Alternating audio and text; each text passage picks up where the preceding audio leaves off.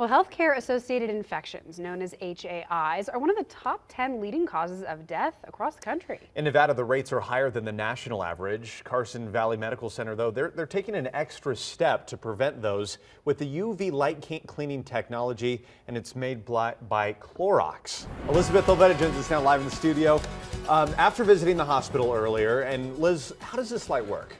Well, Landon, it's really interesting, actually. When the light hits any microorganism in the room, their DNA is actually disrupted, and that renders even the most resistant viruses and bacteria harmless, thus stopping the spread of infection.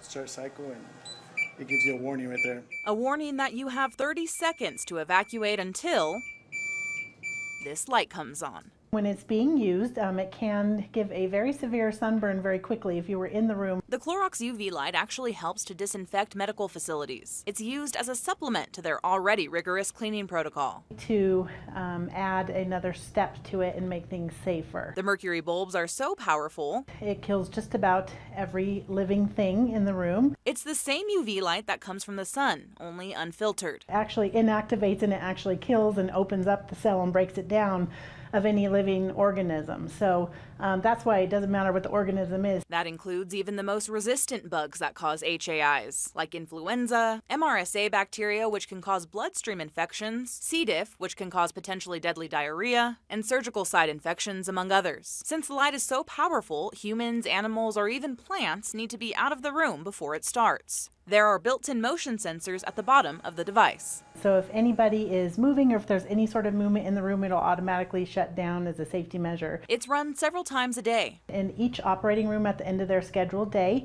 minimally. And more frequently if there are isolated patients with contagious illness. We'll go ahead and run it when they're discharged. It runs 3 cycles of 5 minutes per room, placed in different areas each time. If you have a shadow or whatnot, then the light won't reach that. So that's why we move it around. And although Carson Valley Medical Center typically only sees a couple of HAIs annually, they say in the 130 days this UV light has been here, it's already proven its worth. We haven't had any, so we have gone a little bit longer than we normally would expect to see an infection pop up.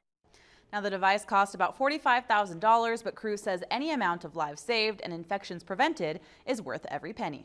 Covering the story live in the studio, Elizabeth Olveda, 2 News. Interesting. Liz, thank you.